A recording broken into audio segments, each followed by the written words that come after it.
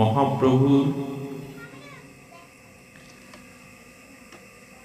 রসকেলি ব্রজের বার্তা সংকীর্তন রস বিতরণে যারা অগ্রগণ্য, গৌর অগ্রগণ্য, সেই গৌরানা নিধি শ্রী অদ্বৈত আচার্যের পীঠস্থান শুধু নন, এটি মহাপ্রভুর পৈতৃক ভূমি। শ্রীহট্ট এই নামটি সাহিত্য, ইতিহাসে, আধ্যাত্মিক রাজ্যে, সারা বিশ্বের চিন্তাশীল মননশীল সাধকগণের মণিকোটায় শ্রীহট্ট নামটি প্রণম্যের নাম। সেই প্রতপবিত্র চিন্তামণি স্বরূপ ভক্তিস্নাত ধূলিকণার মাটিতে আসবার পরম সৌভাগ্য প্রাপ্ত হয়েছি মহাপ্রভুর কৃপায়, আপনাদের সুপ্রসন্ন কৃপা দৃষ্টিতে।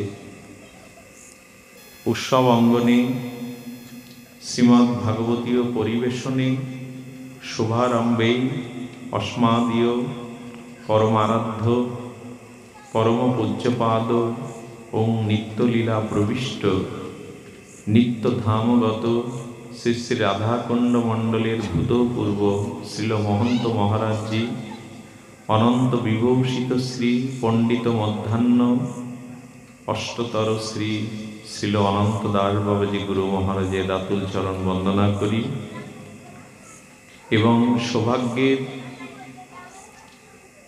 তিলকে একটু সৌভাগ্যমণ্ডিত আশীর্বাদের কণা, কিঞ্চিত সঞ্চিত কণা পেলাম, যিনি বিদগ্ধ সুসাহিত্যিক নন, রসজ্ঞ ভজনানন্দী অনুভববেদ্য, যার হৃদয় সুসাহিত্যের সাথে সাথে পরম ভাগবত আস্বাদনে যিনি চাতক, সেই রসজ্ঞ প্রণম্য বিদগ্ধ জন, তার চরণে দণ্ডবাদ প্রণতি জ্ঞাপন করে তার একান্ত কৃপা করুণা প্রার্থনা করে সংকীর্তন আচার্যবৃন্দ, মহতি বৈষ্ণব মণ্ডলী, কল্যাণিয়া স্নেহময়ী মাতৃমণ্ডলী, সকল ভক্ত চরণে দিন অতি দিনের দণ্ডবাদ প্রণতি। ছিল গুরু মহারাজের রসতত্ত্ব আস্বাদনের প্রয়াস পাব আপনাদের প্রসন্ন কৃপায়। ছিল গুরু মহারাজের অপরক্ষ অনুভূতি, ভজন রসে গড়া তার শব্দক্রমের এক একটি সুরঝঙ্কার আমাদের অপ্রাকৃত রাজ্যে নিয়ে যায়। আজ আমরা আস্বাদন করব একটু রসতত্ত্ব। ছিল গুরু মহারাজের এই বিষয়ের উপরে রসাস্বাদন করার গঙ্গা জলে, গঙ্গা পূজায় পরমারাধ্য শ্রী গুরুদেবের শ্রীহস্তে লিখিত একটি পত্র উনি আমাকে দিলেন। তারপর থেকে হৃদয়টা বাবার চরণ থেকে, তার মননশীলতা থেকে সরাতে পারছি না। তাই বাবারই রসতত্ত্ব, এই অপ্রাকৃত বিষয়ের কিঞ্চিত আস্বাদনের কৃপা প্রার্থনা করছি আপনাদের কাছে। রস কাকে বলে?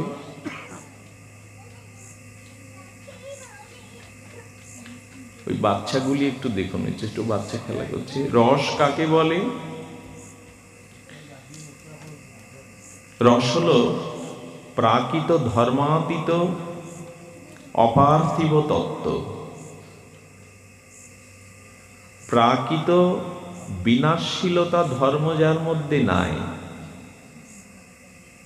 অপ্রাকৃত অপার্থিব তত্ত্বকেই রস বলে।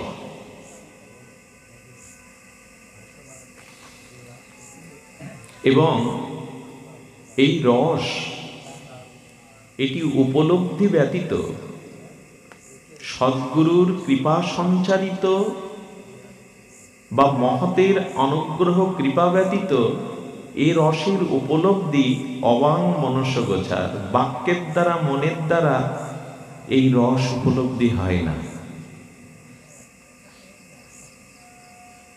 এটা কি সামনে থাকবে বাবা? থাক, দেখি ওদের একটু যন্ত্রে। ঠিক আছে, তো রস এটি অবাং মনস্য গোচর, বাক্যের দ্বারা মনের দ্বারা এটি প্রকাশিত হয় না। দ্বিতীয়ত তর্কের দ্বারা এটি নিরূপণ করাও সম্ভব নয়। রস এটি তর্কের দ্বারাও নিরূপিত করা সম্ভব নয়।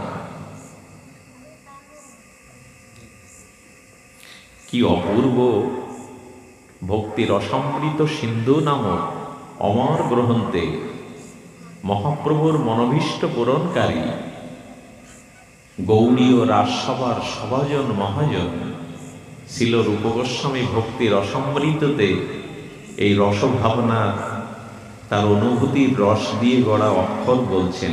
রস কাকে বলে? আমরা জানলাম প্রাকৃত ধর্মাতীত অপার্থিব তত্ত্ব।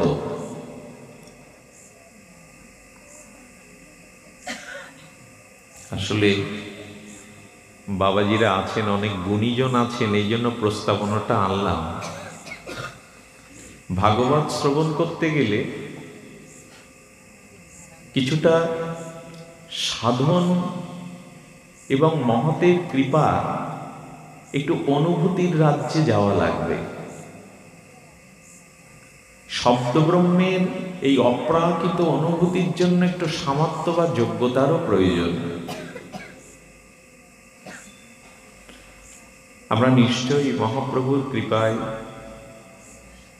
করুণাময়ী কৃপাময়ী রাসেশ্বরী বৃন্দাবনেশ্বরী লাদিনী অধীশ্বরী রাধারানী কৃপায় একটু অনুভব করব।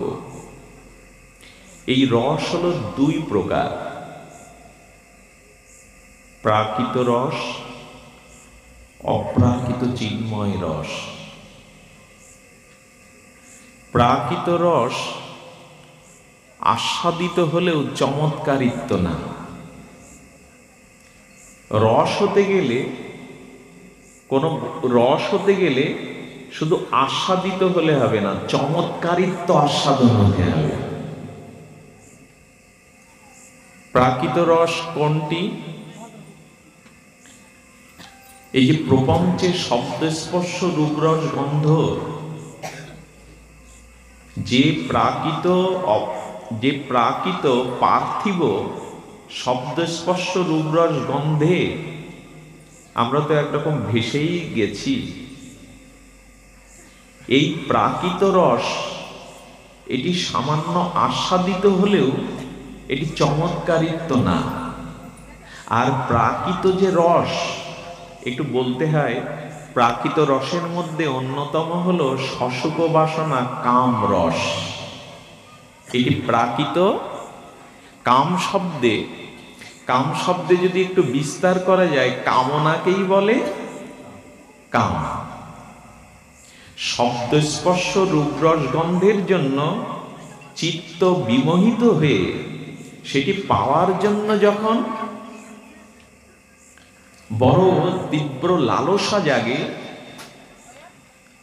প্রাপ্তির জন্য যখন উৎকণ্ঠা জাগে, এই প্রাকৃত রসধর্মী এই রস আস্বাদন হলো বিধ্বংসী, পরিণাম দুঃখকর। বোঝাতে পারলাম কি? একটি রস অপ্রাকৃত, একটি প্রাকৃত। একটি রস এই জগতের শব্দস্পর্শ রূপরস গন্ধ সশুক বাসনা কাম রস, আর একটি হলো অপার্থিব চিন্ময় রস। প্রাকৃত রসে আছে প্রচুর দুঃখ মিশ্রিত ধ্বংস, আর অপ্রাকৃত রসে আছে প্রেমানন্দ অনুভূতি, অখণ্ড অনুভূতি।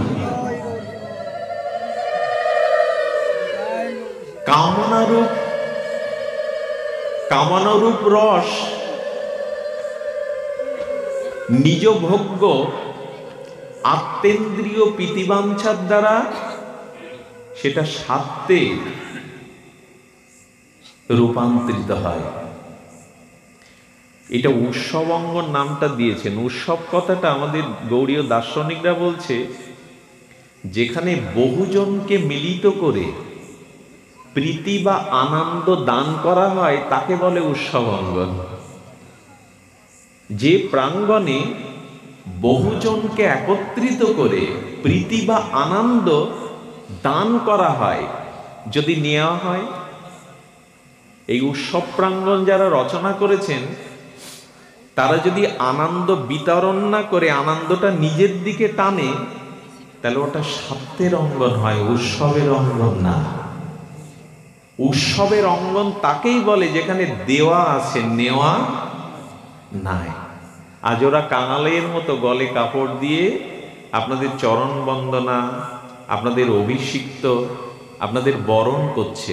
কাঙালের মতো পেছনে দাঁড়িয়ে আছে অপরাধীর মতো, যিনি এই অনুষ্ঠানের কর্তা। কারণ উৎসবটা দেওয়ার, যদি নেওয়ার স্বার্থ থাকে ওটা স্বার্থের অঙ্গন, উৎসব অঙ্গন হয় না। বহুজনকে মিলিত করে যদি আনন্দ বা প্রীতি দান করা হয়, সেটাই হলো উৎসব অঙ্গন। নেওয়াটা স্বার্থের, দেওয়াটা আনন্দের। এই প্রপঞ্চ জগতে নিজভোগ্য সুখের জন্য আমরা যে কামনা রসে সিক্ত হই, এটা কাম। আত্মেন্দ্রিয় প্রীতি বাঞ্ছা, নিজের স্বার্থ সসুখের জন্য যা চাওয়া, এটা কাম। আর অন্যের সুখ, অন্যের প্রীতি আনন্দ, এটির চেষ্টার নাম হলো প্রেম। ছিল গুরু মহারাজ তার অমৃতবর্ষী প্রবচনে একটি দৃষ্টান্ত এনেছেন। একটি প্রস্ফুটিত সুগন্ধমণ্ডিত গোলাপের বাগান, ওনাদের কথা বলতে নিষেধ করুন, গোলাপের বাগান। তো দুটি যুবক শিশির সিক্ত সৌন্দর্যমণ্ডিত সুগন্ধময় গোলাপের বাগানে প্রবেশ করেছে। একই বৃন্তে দুটো শিশির সিক্ত প্রভাতের সুগন্ধমণ্ডিত গোলাপ ফুটে আছে। একজন যুবক তার প্রণয়িনী যুবতী প্রেয়সী স্ত্রীর কথা ভেবে গোলাপটা চয়ন করে স্ত্রীর খোপায় গুজে দিয়েছে। প্রণয়িনী প্রেয়সী স্ত্রী তার স্বামীকে একটু স্তুতি বা ভালোবাসার কথা বলল বটে, এত ভালোবাসো, এত সুন্দর জিনিসটা তুলে এনে তুমি আমার খোপাতে দিলে, প্রাকৃত রসের একটু অভিনন্দিত করলেন, প্রশংসা করলেন। শাস্ত্র বলছে এটা কাম, এটা নিজ ভোগের, নিজ সুখের আয়োজন। আর একজন যুবক একটু স্নানরত, স্নান করে পবিত্র হয়ে ওই গোলাপটা তুলে পাপড়িগুলো ছড়িয়ে ছড়িয়ে অগুরু চন্দন চর্চিত করে রাধারানীর চরণে দিয়ে দিল। একই বাগান, একই ফুল, দুজনই যুবক, একই কাজ করলো, চয়ন করলো। একজন প্রণয়িনী প্রেয়সী যুবতীর খোপায় দিয়ে দিল, যার নাম কাম, আর একজন অগুরু চন্দন চর্চিত করে করুণাময়ী রাধারানীর চরণে দিয়ে দিল, এর নাম প্রেম। একটি সিঁড়ি দিয়ে উপরে ওঠা যায়, দৃষ্টিটা চিলেকোঠার দিকে থাকে, আবার ওই একই সিঁড়ি দিয়ে নিচে নামা যায়। তেমন নিজ সুখের জন্য আমরা যা চেষ্টা করি তার নাম কাম। অপরের সুখের জন্য, প্রেমময়ের সুখময়ের সুখের জন্য যে চেষ্টা, তার নাম প্রেম।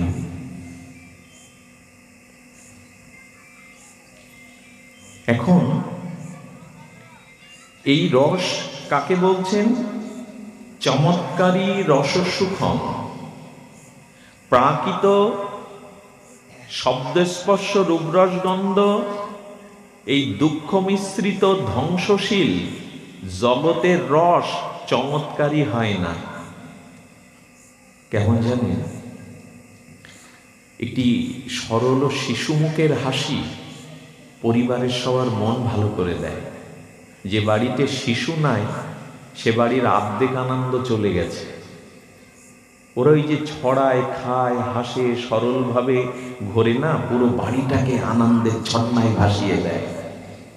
ওই শিশু যখন সরল মুখে হেসে ওঠে না, সকলের মন ভালো হয়। কিন্তু তার এই শিশু শৈশবের সরল হাসিটি বয়ক্রমে যখন সে বৃদ্ধে পরিণত হয়, জড় জড় বৃদ্ধ, সেই বৃদ্ধ যদি মনে করে আমি আবার শিশুকালের মতো হেসে বাড়ির সবার মন ভালো করে দেব, সম্ভব তো? বৃদ্ধ যদি হাসে, একই ব্যক্তিত্ব শিশুকালে হেসে সকলের মন মননকে আনন্দে ভরিয়ে তুলত, ওই একই ব্যক্তি 80 বছরের জড় জড় বৃদ্ধ হয়ে হাসলে কিন্তু বড় বেমানান হয়ে যাবে। এই জগতের রস গোবিন্দ নিষেধ করেছেন নিতে। যেহি সংস্পর্শজা ভোগা দুঃখ জনয় এ বতে আদ্যন্ত বন্তেও বন্তেও নতেষু রমতে বুধা। হে অর্জুন,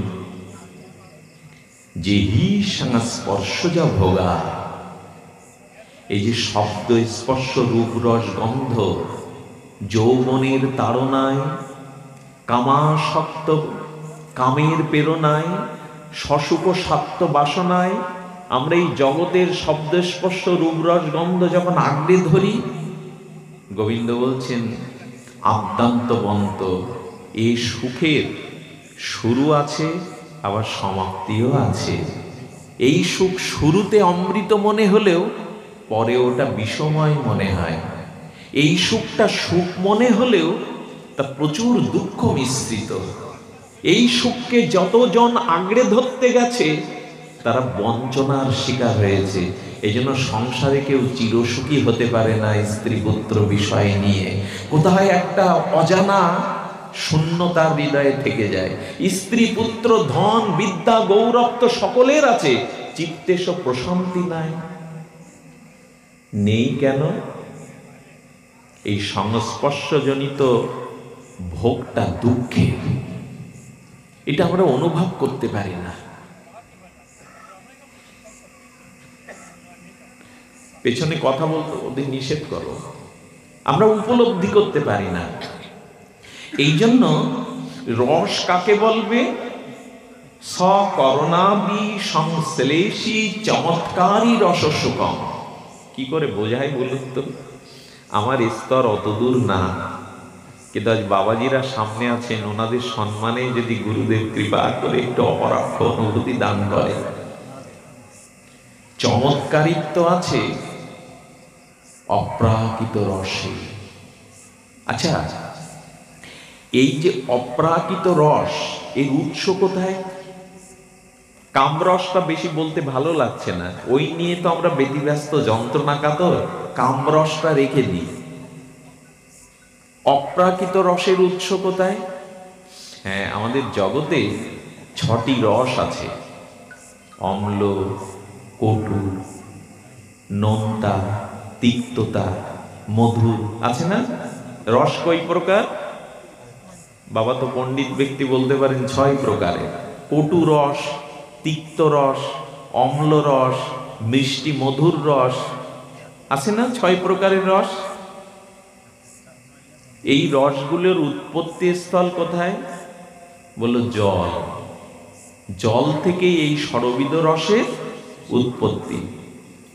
জলের মধ্যে টক ঝাল মিষ্টি স্বাদ পান তো আপনারা?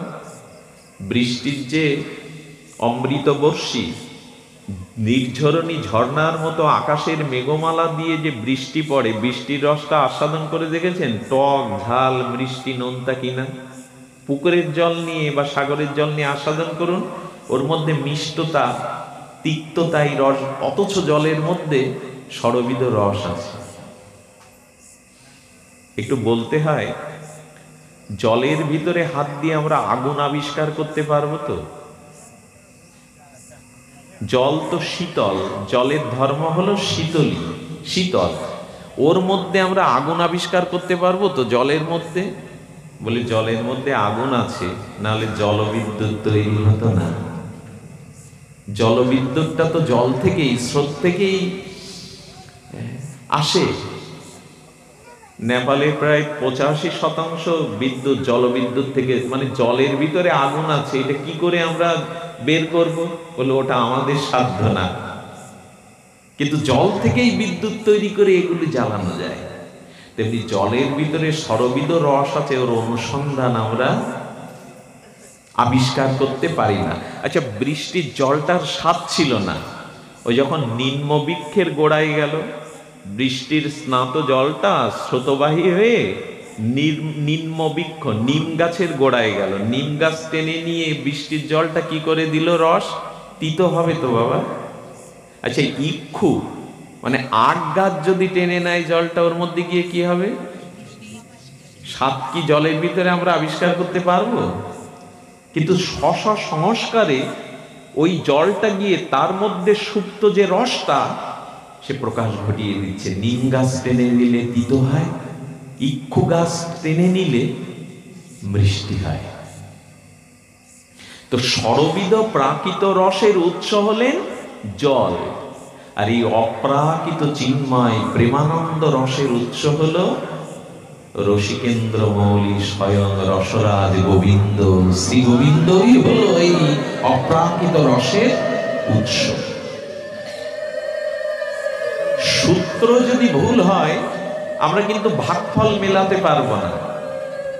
এই যে কথাটি আমরা এখন প্রকাশ করলাম, অপ্রাকৃত চমৎকারী চিন্ময় রস আসছে রসিকেন্দ্র মৌলি রসিক শেখর শ্রী গোবিন্দ হতে। প্রাকৃত রসের উৎসটা আমরা জানলাম, জল থেকে সরবিদ রসের উৎপত্তি, আর অপ্রাকৃত চিন্ময় প্রেমরস আসে রসিকেন্দ্র মৌলি রসিক শেখর শ্রী গোবিন্দ হতে। অপ্রাকৃত রসের সন্ধান ব্রজ কাননে, ব্রজ নিকেতনে, ব্রজেন্দ্র নন্দনে, রসিকেন্দ্র মৌলি শ্রী গোবিন্দতে। এই জন্য গোবিন্দের এক নাম হলো রসরাজ, আর রাধারানীর এক নাম কি? মহাভাব। ইনি রস দিয়ে গড়া, আর ওনার মধ্যে রস আর ভাব দুটোই আছে। উনি মহাভাব, মহাভাবতী। এই জন্য রসরাজ ভগবানে, রসরাজ শ্রীকৃষ্ণ হতে এই রসের উৎপত্তি। এই রস কারা আস্বাদন করতে পারবে? এই যে অপ্রাকৃত চিন্ময় চমৎকারী প্রেমানন্দ স্বরূপ যে রস, একটু কথা বলি, এই রসের এক বিন্দু সিন্ধু না। লক্ষ্য করুন শব্দটি, এই রসিকেন্দ্র মৌলি রসিক শেখর গোবিন্দ নামক রস সিন্ধু এক বিন্দু, এক ফোঁটা, এটি জগতে ছিটিয়ে দিয়েছিলেন গোবিন্দ, যে কারণে এখনো সাহারা মরুভূমি হয়ে যায়নি সংসার, এখনো বেঁচে আছে ওই এক ফোঁটা রসের কারণে। কথাগুলি দার্শনিক, খুব ভেতরে না গেলে কথাগুলো আমরা বুঝতে পারবো না। সনাতন শিক্ষাতে মহাপ্রভু নিজে কথাটি বলেছেন, সেই রসের এক কণ ডোবায় সর্ব ত্রিভুবন, সর্বজীব করে আকর্ষণ। বাবা যে কথা বলেছেন, এই দার্শনিক আচার্য, আমার আজ নিচে যাওয়ার সম্ভাবনা নাই। আমি আজ স্থূল কথা আনতে পারছি না। ভাগবতের এটাই হলো সারাৎসার পরমহংসগণের আস্বাদিত রস, ছিল গুরু মহারাজার প্রকাশ করেছেন।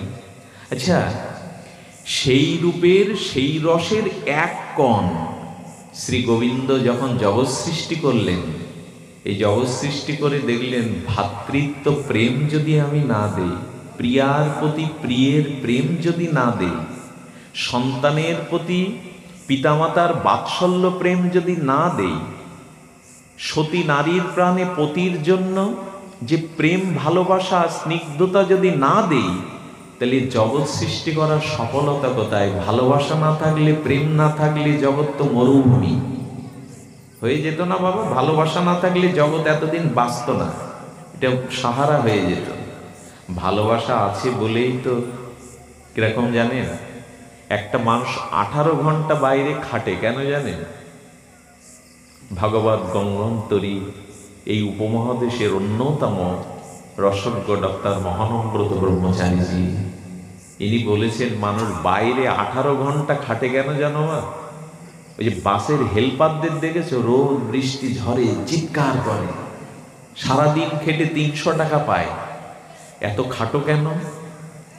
বলো সন্ধ্যার পরে ঘরে গিয়ে পুত্রকন্যা স্ত্রীকে একটু হাসি মুখ দেখবো বলে এত পরিশ্রম করি, নাহলে পরিশ্রম করতাম না। ওইটুকু সুখের সন্ধান যদি আমাদের ঘরে না থাকতো, আমরা কেউ এত হাড় ভাঙা খাটুনি খাটতাম না। কোথায় একটা সুখের সন্ধান আছে বলেই তো এত পরিশ্রম করি। তো গোবিন্দ বললেন, সেই এক কণ রস আমি সিক্ত করে দিয়েছি, ছিটিয়ে দিয়েছি, কারণ তার 3 পাদ বিভূতি নিত্য লোকে, আর 1 পাদ বিভূতি হলে এই মর জগতে। এই জগৎটার নাম মর জগৎ, এই জগৎটার নাম অনিত্য জগৎ। এই জন্য এখানে ঠিক এই অনিত্য বস্তুর মধ্যে ঠিক রস আস্বাদন, যা অনিত্য তাতে রস হয় কি করে?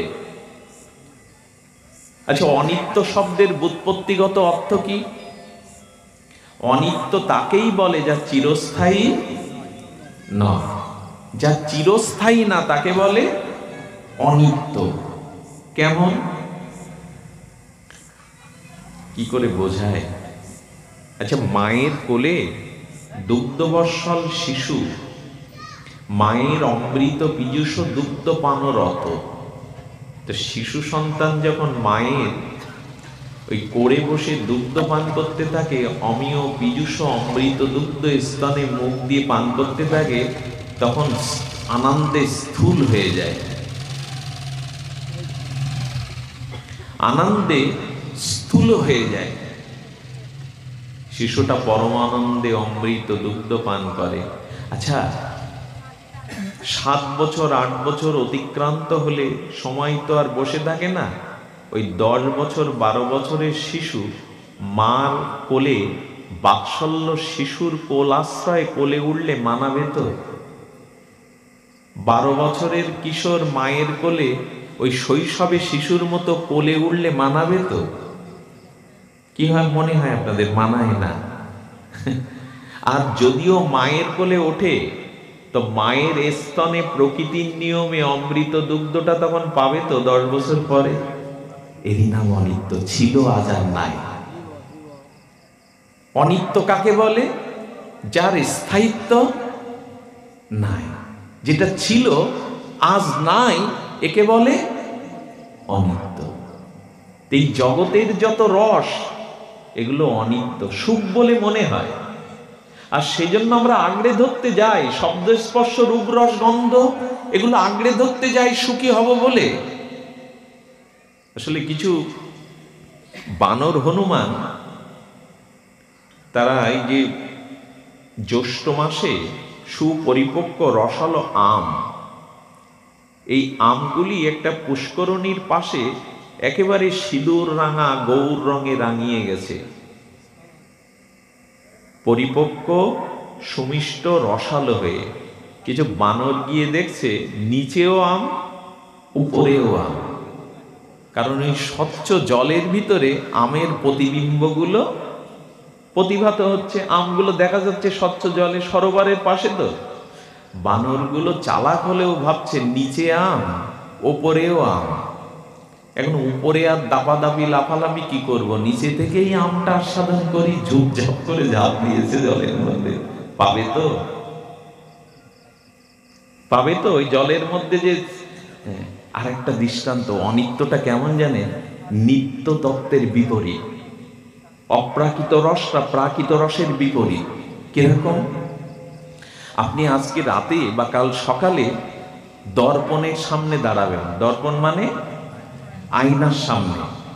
আয়নার সামনে ডান হাতটা দেখালে ওর মধ্যে কি দেখা যাবে? বিপরীত না? ডান হাত দেখালে কি হাত দেখা যায়? কেন? আমি তো আমাকেই দেখছি, আমি ডান হাত দেখালেও বাম হাত দেখাবে কেন? এর থেকে বড় দৃষ্টান্ত নাই। এই অপ্রাকৃত গোবিন্দ প্রেমানন্দ, ভজনানন্দ, নামানন্দ, প্রেমানন্দ, রূপ গুণ লীলার যে অপ্রাকৃত রসিকেন্দ্র মৌলিক গোবিন্দ রাধারানীর চরণে যে অপ্রাকৃত রস, এইটা বিপরীত না, অনিত্য না, নিত্য, শাশ্বত, চিরন্তন। এটা খণ্ড না, এটা বিনষ্ট হয় না, এটা ধীরে ধীরে বাড়ে। আর এই প্রাকৃত রসের বিপরীত, ডানাত দেখালে বাংলার দেখাবে। আচ্ছা, দর্পণের মধ্যবিত্ত বিম্বের প্রতিবিম্ব প্রতিফলিত হয়। বিম্ব মানে শরীর, আর প্রতিবিম্ব মানে ছায়াটা পড়ে আয়নার মধ্যে। তা আয়নার মধ্যে কোনো রমণী, সুন্দরী রমণী যদি মনে করে দর্পণের মধ্যবিত্ত বিম্বের প্রতিবিম্বকে আমি কানের দুল পরাবো, আয়নার মধ্যে আপনি তো আপনাকেই দেখছেন, তা আয়নার ভেতরে আপনার প্রতিবিম্বতে কানের দুল পরানো যাবে তো? আয়নার মধ্যে যাকে দেখানো যাচ্ছে সাজানো যাবে তো? পারা যাবে মা? যাবে না। বললেন এই প্রাকৃত শব্দ স্পর্শ কামরসকে কখনো মনের মতো করে সাজানো যায় না, এটা ধ্বংসশীল। এর পেছনে ছুটে জীবনকে স্খলিত পতিত করার কোনো অর্থই হয় না। আমরা বলতে বলতে দুরকম রসের পরিচয় অনেক দিয়েছি, এবার একটু অপ্রাকৃত রসের অধিকারী কারা? আচ্ছা, এক মধুকর মৌমাছি ব্যতীত ফুলের মধ্য থেকে মধু আস্বাদনের সাধারণ মক্ষিকার ক্ষমতা আছে তো? সাধারণ যে মাছি, একে যদি বলা হয় ফুলের মধ্যে সেই আস্বাদ্য মধু আছে, তুমি ওটা নিষ্কাশন করো, পারা যাবে তো? সাধারণ মাছিগুলো ক্ষত স্থান খোঁজে, পুজ রক্তময় ক্ষত দুর্গন্ধ স্থান, কিন্তু শতপদ মৌমাছি তারা ঈশ্বরের বিশেষ শক্তি বলে ওই ফুলটাকে অক্ষত রেখে ওর মধ্যে মধুটা নিষ্কাশন করে। এটা কি সাধারণ মাছি সম্ভব? তাহলে রস কি সবাই আস্বাদনে সক্ষম? এই অপ্রাকৃত প্রেমানন্দ চিন্ময় রস কি আস্বাদে কারা সম্ভব? এটুকুন এ কথায় অনেকের ঘুম আসবে। আমি ঘুম পাড়ানি গান শুরু করেছি আজ। কোথায় কি বলতে হয় এই জ্ঞান আমার নাই। শ্রোতাদের মুখ দর্শন করে যদি বক্তার অনুভূতির দৃষ্টি না যায়, এদের কি প্রয়োজন, এদের কি রস, কি তত্ত্ব দিলে তারা এক অন্তত প্রগতি ভক্তির পথে এগোবে, এই দূরদৃষ্টি না থাকলে এই আসনকে অপমান করা হয়। আমার এই ক্ষমতাটা নাই, কিন্তু আজ আমি নিচে বলতে পারছি না কিছু। সিলেটের মাটিতে বসে এখানে সাধারণ কথা, এই মাটিকে অপমান করা হবে। আগডুম বাগডুম ঘোড়াডুম কথাটা এই মাটিতে বলবার জায়গা না। এটি মহাপ্রভুর আদরণীয় ভূমি, গৌরমণ্ডল, চিন্তামণি ধুলি সিলেটের মাটি, শ্রীহট্টের মাটি। এখানে যদি কিছু আস্বাদন করতে হয়, ওটা আস্বাদিত হতে হবে, উচ্চ কক্ষায় হতে হবে। এই জন্য কৃপা করে একটু কৃপা সঞ্চার করুন। যা বলতে বসেছি তা বড় দুর্বাগাহ। অতল স্পর্শী সমুদ্রের থেকে মণিমুক্তা ডুবুরি না হলে কি বের করা যায়? সমুদ্রের ওপরের দিকটা তরঙ্গে আমাদের নয়ন মনকে আনন্দ দেয়। কার না ভালো লাগায় সমুদ্রের উর্মিমালা, তরঙ্গমালা? আচ্ছা, সমুদ্রের উপরে তরঙ্গে ভাসলে সমুদ্রের আর এক নাম যে রত্নাকর, সমুদ্রের গভীরে যে মণিমুক্তা রয়েছে, ওই তরঙ্গে খুঁজলে পাওয়া যাবে? উপরে ঢেউ বা তরঙ্গে খুঁজলে মণিমুক্তা পাওয়া যাবে কি বাবা? ডুবুরি হয়ে সমুদ্রের তলদেশে গেলেই যদি মণিমুক্তার সন্ধান, আমরা একটু চেষ্টা করি না ডুবুরি হয়ে একটু তলদেশে যেতে? উপরের তরঙ্গে তো অনেক ভেসেছি। রত্নাকর রূপ সমুদ্রের অতল স্পর্শী গাহে একটু ভেতরে যেতে হবে। তবে একটা ভরসা আছে। বাবা চৈতন্য চরিতামৃতের নামটা এখানে এনেছেন। একটা ভরসা কি জানেন? কবিরাজ কৃষ্ণ গোস্বামী, এই মহা দার্শনিক আচার্য, মহাপ্রভুর প্রিয় পরিকর বর্জ্য, তিনি এক লাইনে একটা কৃপা সঞ্চার করে দিয়েছেন। শব্দগুলো শুনুন, শব্দ না, অনুভূতি দিয়ে গড়া, রস দিয়ে গড়া। বুঝে বা না বুঝে কেহ, শুনিতে শুনিতে সেও কি অদ্ভুত চৈতন্য চরিত। কৃষ্ণে উপজয় প্রীতি, বুঝিবে সে রসের রীতি, শুনিলেই হয় বড় হিত। বুঝি আর না বুঝি, এই শব্দগুলো যদি আমার কর্ণ দিয়ে অন্তরে প্রবেশ করে, আমার কৃষ্ণ ভক্তি হবে, কৃষ্ণের রসসিক্ত হবে, বুঝি আর না বুঝি। আচ্ছা, স্বয়ং প্রকাশ যদি অগ্নিতে কেউ না জেনে কোনো অজ্ঞানী অবশিষ্ট হাত দেয়, অগ্নি তাকে পোড়াবে না? অগ্নির তো একটা স্বতন্ত্র ক্ষমতা আছে, অগ্নিতে যা কিছু দেবে ও পুড়াবে। বাচ্চা সরল বলে, অজ্ঞানী বলে আগুন তো ক্ষমা করবে না, করে কি?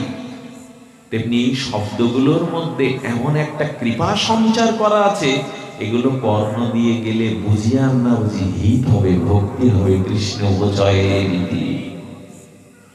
এই একটা ভরসা, একটা আশার রেখা। শব্দগুলো ভেতরে গেলেই মঙ্গল, হিত। তাও কি বলেছেন? শুনিলেই হয় বড়। আচ্ছা, হিত বললে চলতো না, বড় হিত মানে কি? তার মানে কৃষ্ণ কথা, এই অমৃতবর্ষী অমৃত, এই অনুভূতি রস দিয়ে গড়া প্রেমামৃত ভগবত কথা তোমার কর্ণ দিয়ে যদি হৃদয়ে একবার প্রবেশ করে, সাধারণ বা ছোট হিত হবে না, কৃষ্ণ ভক্তির পরম বড় হিত হয়ে যাবে তোমার। ছোট হিত না, বড় হিত হয়ে যাবে। তাহলে সাধারণ মক্ষিকা মধুকরের মতো ফুলের ভিতরে ফুলটা অক্ষত রেখে ষড়বিধ রসসিক্ত উৎকৃষ্ট আস্বাদ মধু আবিষ্কার করতে মৌমাছি শতপদ, সাধারণ মাছি। এই যে রসের কথা আমি বলছি, এটা সকলের আস্বাদনযোগ্য না। মনুষ্যনাং সহস্রেষু কষ্টিত যতৌতি সিদ্ধয়ে। আরে বাবা, হাজার হাজার সহস্র সহস্র ব্যক্তির মধ্যে আমাকে জানার চেষ্টা করে দুই একজন, সবাই না। এই রস সকলের আস্বাদ্য হয় না। কার হয়? ব্যতীত ভাবনাবর্ত যস্য সমত কারো ভূ। বাবা, হৃদি সপ্তোজ্জ্বলে বারং, হৃদি সপ্তোজ্জ্বলে বারং সদতে সরসমতা। রূপ গোস্বামী পাদ,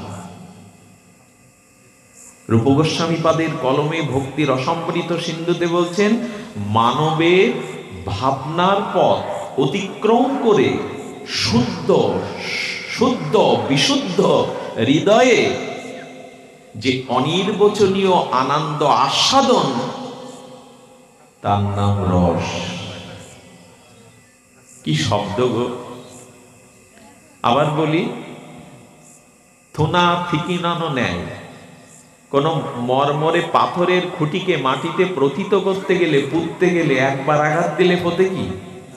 কোন পাথরের প্রস্তর জমাট বাঁধা খুঁটিকে মাটিতে প্রথিত করবেন, পুঁতবেন সহজে, যদি একবার আঘাত দিলে শক্ত হয়ে প্রথিত হবে তো না, বারবার আঘাত দিতে হবে। বলে আমি কিছু কথা কিন্তু আপনাদের বারবার বলছি, ওই খুঁটি পোতার মতো বারবার আঘাত দেওয়া, যাতে হৃদয়ে গেঁথে যায়। কারা এই রসের অধিকারী? বলে মানবের ভাবনার পথ অতিক্রম করলে তবে এই রস পাবে। মানবের ব্যতীত ভাবনাবত্ত যস্য সমত কারো ভূ হৃদি সপ্তোজ্জ্বলে বারং সরস মতা। রূপ গোস্বামীর অনুভব, মহাপ্রভুর মনোভীষ্ট পূরণকারী, আমাদের গৌড়ীয় গগনের উজ্জ্বল নক্ষত্র, গৌড়ীয় ব্রজকেলী বার্তার যিনি রসজ্ঞ অধ্যক্ষ, সেই রূপ গোস্বামী বলছেন, আপনার ভাবনার পথটা অতিক্রম করে তবে ওই রস পাওয়া যাবে। আপনি ভাবনার পথ অতিক্রম করবেন। তার মানে গৃহ থেকে যখন বেরিয়েছেন, এই উৎসব অঙ্গনে, এই ঠাকুর বাড়িতে, আখাড়িয়ায়, আমরা ডালিয়াতে ঠাকুর বাড়িতে একটু ভাগবত অমৃত কথা পানে মত্ত হব, যাব। তার মানে বাড়ি থেকে পথ অতিক্রম করে এই উৎসব ভাগবত অঙ্গনে এসেছেন বলেই তো রস আস্বাদনে আপনারা বলতি। এখন একটা পথ অতিক্রম করে আসতে হয়েছে না এই ভাগবত রস আস্বাদনের জন্য? হয়েছে কি না মা? চার দেয়ালের মধ্যে, ঘরের মধ্যে তো বিনোদনমূলক অনুষ্ঠান ছিল, টিভি ছিল, খাওয়া দাওয়া ছিল, রসময় গল্প ছিল। তো ওই পথটা অতিক্রম করে এই উৎসব অঙ্গনে না আসলে কি হরিকথা শ্রবণের ভাগ্য পেতাম? আমার এক দিদি ভাই চলে এসেছে কোথা থেকে, ওই যে কি যেন সুনামগঞ্জ থেকে দাদা ভাইরা চলে, কিসে যাবে তাদের খেয়াল নেই, একটা পথ অতিক্রম করে তো আসলো এরা।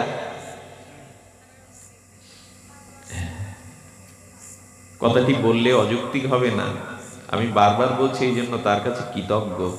সারা রাত গাড়িতে জেগে আমাদের জেলা যশোরের একজন জজ এখানে বসে আছেন, পাঠ শুনবে বলে তিনি আমার সাথে এসেছেন। এখন যশোরে কর্তব্যরত জজ উনি,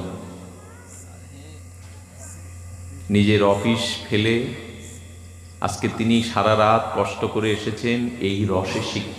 একটা পথ অতিক্রম না করলে কি এখানে আসা যায়? তেমনি আমাদের মনের ভাবনাগুলো এই কামরসে ভরা, এই জগতের ক্ষুদ্র কামনা বাসনা স্বার্থ দেহ সুখের ভরা। এই পথটা অতিক্রম না করলে এই রসে আসা যাবে না।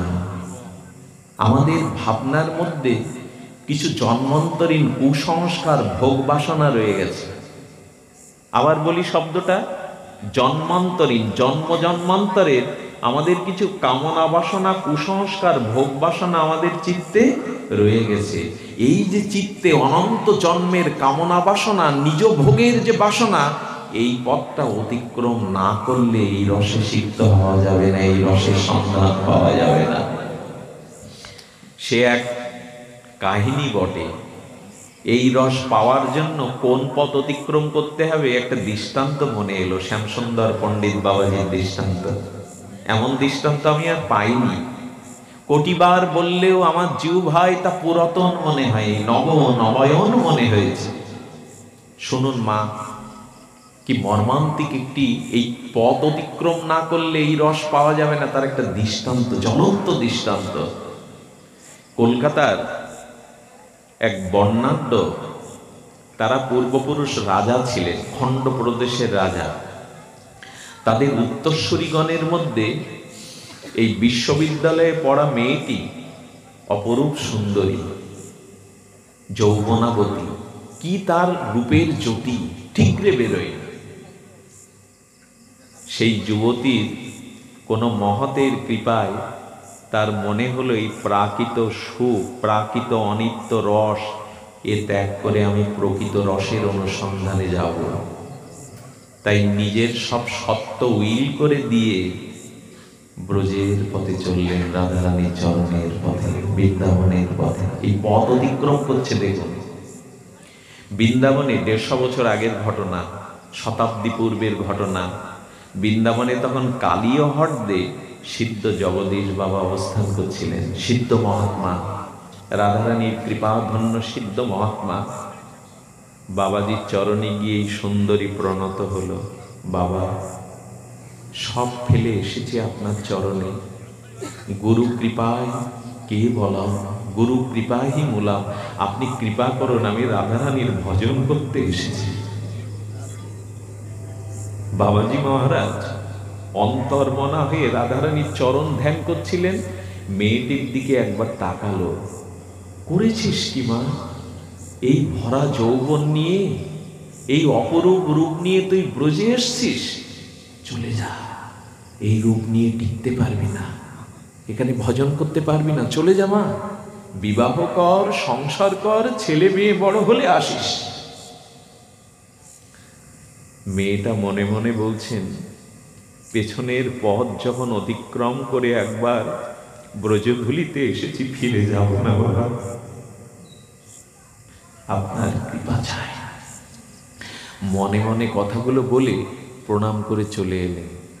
প্রতিদিন গোধূলি বেলায় অস্তগামী সূর্যের রক্তিম রঞ্জিত পশ্চিম দিগন্তে যখন অল্প আলো ছায়ার আধার নেমে আসে, মেয়েটা বাবাকে দূর থেকে প্রণাম করে ধুলোগুলো মাথায় অঙ্গে মাকে, কবে কৃপা হবে, কবে করুণা হবে বাবা। ধুলোগুলো মাখে আর অন্তরের প্রার্থনা নিবেদন করে। বাবা একটু করে দেখে মেয়েটা আসে, এখানে ধুলি মাখে।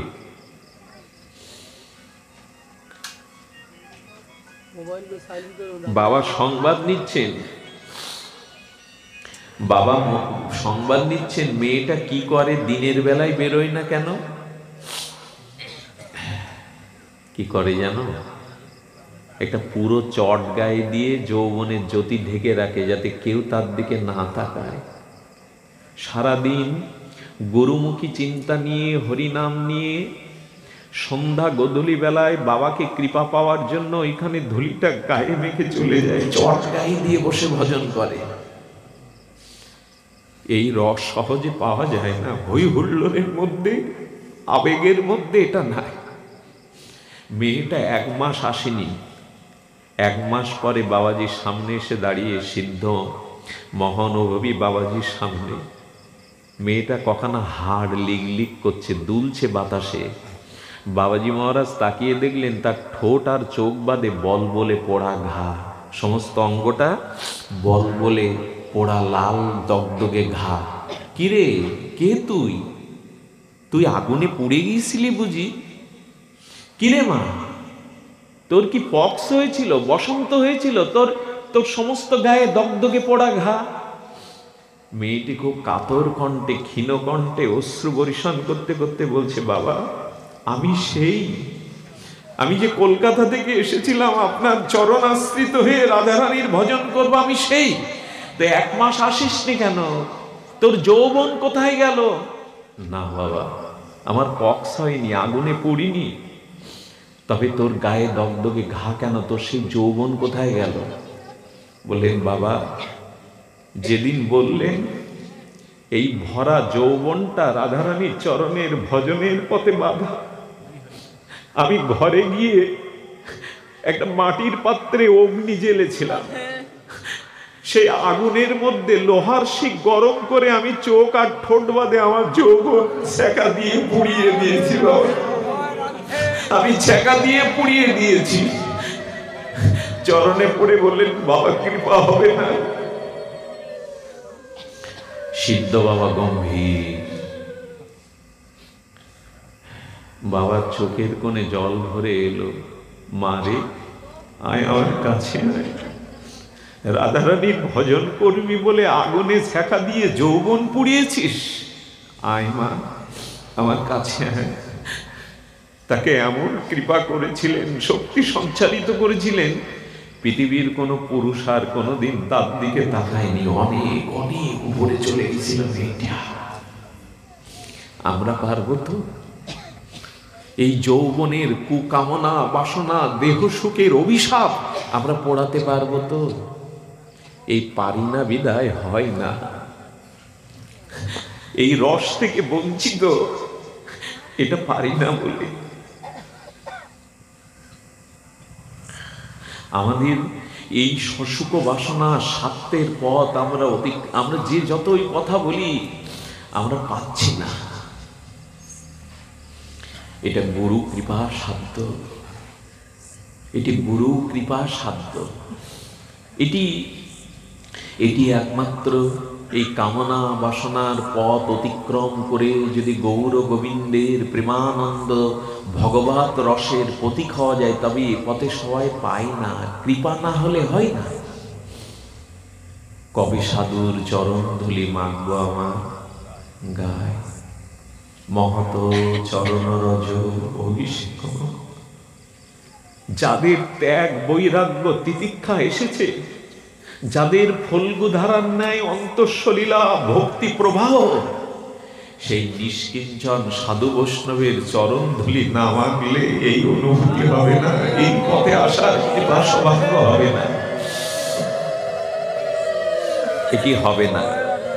এই জন্য ব্যতীত ভাবনা ভক্ত যস্য সমত কারো ভূ। যদি কারো এই অনিত্য ভোগের পথ থেকে মা একবার দাও, উলুধ্বনিটা ভাগবতে একবার দেবে। যদি কেউ এই কামনা বাসনা শশুক বাসনার সাত্য পথ থেকে, তবে পথে ওঠাটা তো সহজ নয়।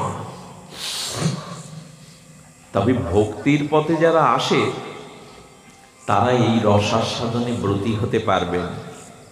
হ্যাঁ, তাহলে আমরা পূর্বেই জেনেছি প্রাকৃত রস আর অপ্রাকৃত রস, এবং এই রসের অনুসন্ধান কোথায় তাও বলেছি। কিন্তু একটা কথা বাকি রয়ে গেল, বাকি কথাটাই যেতে চাইছিলাম না, তবু কেন প্রাণ উচাটন হচ্ছে বলবার জন্য। আমরা পরিচয় কি দিলাম, যে রসিকেন্দ্র মৌলি, রসিক শেখর, রসরাজ হলেন গোবিন্দ। গোবিন্দ বলছেন কি, যদ্যপি আমার রসে জগত সরস। কথাটা ইতিপূর্বে আমি মনে একটু আলোচনা করছিলাম। গোবিন্দের অভিমান হলো যদ্যপি আমার রসে জগত সরস।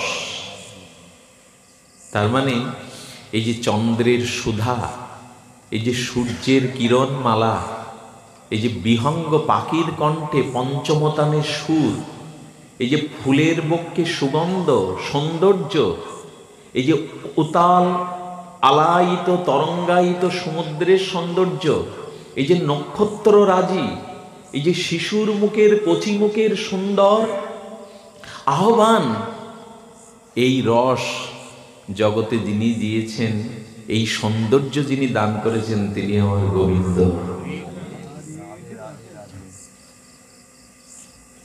কোকিল যখন পঞ্চমতানে কুহুতানে কর্ণকে আনন্দ দেয়, মনে হয় না একটা ছোট্ট পাখির কণ্ঠে যে এত সুর দিয়েছে, না জানি তার সুর কেমন, তার কণ্ঠ কেমন। ফুলের বক্ষে যে এত সৌন্দর্য সুগন্ধ দিয়েছে, তাহলে তার চরণের গন্ধটা কেমন। এগুলো অনুভূতি, এগুলো বুঝিয়ে ঢাকঢোল পিটিয়ে মানুষকে দেওয়া যায় না। এটা গুরু কৃপা ধন্য যারা, যারা একটু অন্তর্মনা হয়েছে। ওই সমুদ্রের উত্তাল তরঙ্গে ভাসলে তো মণিমুক্তা পাওয়া যাবে না, ডুবুরি হয়ে ভেতরে যেতে হবে। এই কথাগুলি, এই তত্ত্বগুলি ওই ভেতরে প্রবেশ করতে হবে। বাইরে ভাষাভাষী অনেক হয়েছে, বাইরে আনন্দ খেলা, হেসে হাসানো, খাওয়া খাওয়ানো, এই প্রাকৃত কামনার শব্দস্পর্শ রূপ নিয়ে অনেক খেলেছি, কিন্তু না, এখন অপ্রাকৃত রসের গোবিন্দ অভিমান হলো যদ্যপি আমার রসে জগত সরাস। গোবিন্দ বলছেন কি, গোবিন্দ বলছেন না, এই জগতের যে চিন্ময় চমৎকারী রস, এই রস আমার হলেও একটা অপেক্ষা আছে। সর্বশক্তিমান ভগবান বলছেন একটা অপেক্ষা আছে। অপেক্ষাটা হলো যদ্যপি আমার রসে জগত সরস, রাধার অধর রসে মোরে করে বশ। গোবিন্দ বললেন, আমার রসে যদি জগৎ সরস হয়, তাহলে প্রীতি প্রতিমা, প্রসন্ন পূর্ণিমা, লাদিনী, রাধারানী হলেন এই রসের উৎস, আমি না। গোবিন্দ বলছেন আমি না, রাধারানী হলেন এই রসের উৎস। আচ্ছা, গোবিন্দ অভিমান করে বলছেন আমা হতে গুণী বড় জগতে অসম্ভব। এই দেখুন স্বয়ং ভগবানের মুখের কথা। গোবিন্দ বলছেন আমা হতে গুণী বড় জগতে অসম্ভব। কারণ ভাগবতে পরিভাষা কি বলা হয়, যে পরিভাষা মানে অনিয়মে নিয়মকারিণীকে বলে পরিভাষা। যা কিছু ছড়িয়ে ছিটিয়ে অনিয়ম ছিল, সেটা নিয়মের সূত্রে গাথার নাম পরিভাষা। কোন গ্রন্থে পরিভাষা একমাত্র ব্যবহৃত হয়। ভাগবতের পরিভাষা কি, এদে চাংশ কলাপংশ কৃষ্ণস্ত ভগবান। সকলের জানা তত্ত্বটি। রাম, নৃসিংহ, বামন, মৎস্য, কুর্ম সব তার অংশের অংশ, কলা মাত্র, একমাত্র স্বয়ং অখণ্ড পরতত্ত্ব শ্রীকৃষ্ণ। তো তিনি বলছেন আমা হতে গুণী বড় জগতে অসম্ভব, আমার থেকে জগতে কেউ গুণী নাই। কিন্তু গোবিন্দ পরেক্ষণে একটু হাতটা বদনে দিয়ে বলছেন না, আমা হতে গুণী বড় জগতে অসম্ভব, একলি রাধাতে তাহা করি অনুভব। আমার থেকে যার হয় শত শত গুণ, গোবিন্দ বলছে আমার থেকে একজনের শত শত গুণ আছে, তিনি প্রেমময়ী রাধারানী। আমার হতে যার হয় শত শত গুণ, যার গুণে হরে মর মন। আমাকে ত্রিভঙ্গ মুরারি মনোহর শ্যামসুন্দর রসমূর্তি দেখলে সবার মন হরণ হয়, কিন্তু কিন্তু আমা হতে গুণী বড় জগতে অসম্ভব, একলি রাধাতে তাহা করি অনুভব। আর কি বলছেন জানেন? আর বলছেন আমা হতে যার হয় শত শত গুণ, তার গুণে হরে মোর মন। গোবিন্দ বলছেন আমা হতে যার হয় শত শত গুণ, তার গুণেই আমি হরণ হয়ে যাই। আপনাদের একটা মজার কথা বলি, এই যে গোলাপ, জুঁই, চামেলি, হেনা, এদের যে একটা অপার্থিব গন্ধ আমরা মাঝে মাঝে পাই, শিউলির মিষ্টি গন্ধটা। আচ্ছা, আপনাদের যদি একটু প্রশ্ন করি, এই গন্ধটা এলো কোথা থেকে? আপনারা এখানে বিচক্ষণ শ্রোতা, শ্রীহট্টের মানুষ আপনারা, এই গন্ধটার উৎস কোথায় যদি আমি প্রশ্ন করে বসি?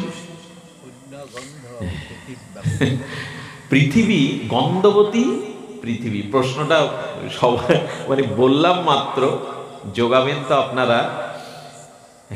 পৃথিবী ব্যাং গন্ধবতী পৃথিবী, এই পৃথিবীর মাটির মধ্যে এই গন্ধগুলো আছে। আচ্ছা, মাটি খুঁড়ে মাটির মধ্য থেকে গোলাপ, জুঁই, চামেলির গন্ধ আপনি আমি আবিষ্কার করতে পারবো তোমার মাটি খুঁড়ে? অতঃ গন্ধবতী পৃথিবী, মাটির মধ্যেই গন্ধগুলো আছে। কে পারে? পুষ্প, অর্থাৎ ফুলের বীজ যখন মাটিতে বপন হয়, ওই অঙ্কুরোদ্গম চারা কি করে? ওই মাটির মধ্যে থেকে তার সংস্কারযুক্ত গোলাপ, জুঁই, চামেলি, হেনা, শিউলি, এই গন্ধগুলো মাটির মধ্যে থেকে নিয়ে পুষ্প পরাগ ছলে গন্ধে মাতায় আমাদেরকে। তার ফুলের দ্বারা এই গন্ধগুলো আমাদেরকে সে দান করে। পাতার মধ্যে কিন্তু ওই গন্ধটা আবিষ্কার করতে, ফুলের যে ফুলবৃক্ষের যে শাখা পোশাক, ওর মধ্যে কিন্তু গন্ধটা আবিষ্কার করতে পুষ্প পরাগ ছলে মন মাতিয়ে দেয় গন্ধে। এবার জিজ্ঞেস করি, মাটি তুমি গন্ধ কোথায় পেলে? মাটি তোমার মধ্যে গন্ধটা কে দিল? চৈতন্য চৈতামৃতকার বলছেন, রাধারানীকে প্রভাতে মঞ্জরী সখীগণে স্নান করায়, স্বর্ণবেদিতে বসিয়ে ঠাকুরানীকে রাধারানীকে স্নান করায়। রাধারানীর যে বহির্বাস আর অন্তর্বাস যে পোশাকটা আছে, ওই ভিজে পোশাকটা ছেড়ে তো নূতন পোশাক মঞ্জরী পরিয়ে দেয়। রাধারানীর অঙ্গগন্ধে, চরণগন্ধের স্পর্শে, তার চরণের যে সুগন্ধগুলি অঙ্গে যে মহাভাববতী কিনা, রক্ত মাংসের তত্ত্ব তো রাধা ঠাকুরানী না, লাদিনী মহাভাববতী রাধারানী ভাব দিয়ে গড়া, কৃষ্ণ প্রেমের পূর্ণ প্রতিমা, কৃষ্ণ প্রেমের পূর্ণ চন্দ্রিমা, সেই লাদিনী রাধা, তার গায়ের, তার চরণের গন্ধটা তার পোশাকে লেগে যায়। ওই ভিজে পোশাকটা সখীরা যখন মাটিতে ছেড়ে দেয়, তখন বড় আদর করে মাটি ওই রাধারানীর অঙ্গগন্ধটা নিজের মধ্যে নিয়ে নেয়। ওই গন্ধটাই জগৎ কুসুম সিক্ত করে আমাদের দিয়ে দেয়। বাবা, রাধারানীর চরণে এই গন্ধগুলো। গোবিন্দ কি বলেছেন জানেন? বাবা এই কথাটি ছিল গুরু মহারাজ এই রাধা দাস্য, এই রাধা তত্ত্বই জগতে প্রচার করেছেন। বিরল, এই খুব বিরল সংবাদ। গোবিন্দ বলছেন চৈতন্য চৈতামৃতকারের ভাষ্যে, বলছেন রাধা মোর প্রেম গুরু। বাবা, তোমাকে জগৎগুরু বলে লোক, অখণ্ড পরতত্ত্ব কৃষ্ণই তো জগৎগুরু, তার উপরে আর কে আছে? কিন্তু গোবিন্দের অভিমান হলো, দাবি হলো, বলছেন রাধা মোর প্রেম গুরু, আমি শিষ্য নট। তার মানে গোবিন্দ বলছেন রাধা আমার প্রেমের গুরু, আমি তার শিষ্য মাত্র, আমাকে যেমন নাচায় আমি সেরকম নাচি। আরে বাবা, স্বয়ং গোবিন্দ বলছেন আমার প্রেমের গুরু হলেন রাধা ঠাকুরানী, তিনি যেভাবে আমাকে নাচান আমি সেভাবে নাচতে বাধ্য হই। বাবা একটা লীলা চয়ন করেছেন, যেন কুসুম কানন থেকে ফুল চয়ন করার মতো। তুলসী, সখী তুলসী রাধাকুণ্ড হতে উনি ফিরে যাচ্ছেন। অনতি দূরে গিয়ে রাধা শ্যামসুন্দরের সাথে দেখা, তুলসী রাধারানীর সাথে দেখা। রাধারানী বলছেন, তুলসী কোথা থেকে আসছো? বলল, রাধাকুণ্ড হতে। বলে, রাধাকুণ্ডে শ্যামসুন্দরকে দেখেছো? তখন বলছে, দেখেছি কি, আমি দেখলাম উনি নৃত্য শিক্ষা করছেন, নৃত্য কলা বিদ্যা শিখছেন। রাধারানী তখন মিষ্টি করে বলছেন, নটরাজের নৃত্য তো আমরা কালিয়া দমনে দেখেছিলাম, যমুনা পুলিয়ে কালিয়া দমনে আমরা দেখেছিলাম নটরাজের নৃত্য। তা আজ আবার কার কাছে তিনি নৃত্য শিখছেন? আজকে তিনি কার কাছে নৃত্য শিখছেন? তো বলছেন, রাধে তার নিত্যগুরুর নাম শুনবে, কার কাছে তিনি নিত্য কলা শিক্ষা শিখছেন? তার নিত্যগুরু তুমি। বলছে, আমি এখানে রাধাকুণ্ডে আমার কাছে গোবিন্দ নিত্য শিক্ষা নিচ্ছেন কলা বিদ্যা, তা কি করে হয়? বললেন, তার নয়ন মনে তোমাকেই প্রেমগুরু করে গোবিন্দ যেদিকে তাকাচ্ছে তোমার প্রেমমূর্তিটা দেখে ছুটে ছুটে নৃত্য করে তোমার কাছে ছুটে যাচ্ছে। এই হলো তার নৃত্য কলা, এই হলো তার নৃত্য কলা। অর্থাৎ রাধারানীকে দেখছেন, আর রাধারানীকে যতবার দেখছেন, যেদিকে দেখছেন ছুটে ছুটে যাচ্ছেন। আরে বাবা, রাধা মোর প্রেমগুরু, আমি শিষ্য নট। রাধারানীর চরণটা পাওয়ার জন্য গোবিন্দের কি অভিলাষ শুনবেন? এ কথা একটু কৃপা করুন বাবা, ব্যক্ত করার অভিলাষ যাচ্ছে একটু করি। গোবিন্দ না বেশি দিন রাধারানীর চরণটা ছুতে না পারলে ওনার ভেতরটা হাহাকার করে উঠত। ওই গ্রীষ্মের তাপদাহে ক্ষীণকায় নদীর মতো অবস্থা হতো গোবিন্দের। চরণ চায়, চরণ পাওয়া তো আর সহজ না, রাধারানীর চরণ পাওয়া সহজ নয়। গোবিন্দ করেছেন কি, নাপিতিনীর বেশ ধরেছেন। নাপিতিনী, এক এক সময় তিনি মালাকারিনী, নাপিতিনী, কত কি সাজেন, মালা বিক্রিনী, নাপিতিনী, হ্যাঁ কত বেশ ধরেন করুণাময়ীকে একবার দেখবে বলে। এর মধ্যে একটা কথা একটু বলে দেই, সেটা হলো, এই কথা শুনতে শুনতে কারো মনে যদি প্রাকৃত নায়ক নায়িকা যুবক যুবতীর বুদ্ধি আসে, তাহলে কিন্তু অভিশাপে পড়ে মরতে হবে। খুব সাবধান। এই কথা যখন আমরা বলছি, কিছু অনুভবী এখানে ভক্ত আছেন, তাদের শক্তিতে, তাদের অনুভব শুভদৃষ্টিতে কথাটা বলবার প্রয়াস করেছি। এই কথা বলতে বলতে কারো মনে যেন প্রকৃত ভাবনা, আমাদের তো একটা রোগ আছে, এই রাধা মাধবের উজ্জ্বল রসের কথা বলতে গিয়ে আমরা ভাবনাটা আমাদের মতো করে ভাবি। প্রাকৃত যুবক যুবতী নায়ক নায়িকার ভাবনা যদি এসে পড়ে, তাহলে কিন্তু আগুনে পুড়ে মরতে হবে। খুব সাবধান। এইখানে ওই চিন্তাটা আসলে কিন্তু শেষ। অপ্রাকৃত চিন্তা নিয়ে প্রবেশ করতে হবে, খুব বিশুদ্ধ হৃদয়ে প্রবেশ করতে হবে।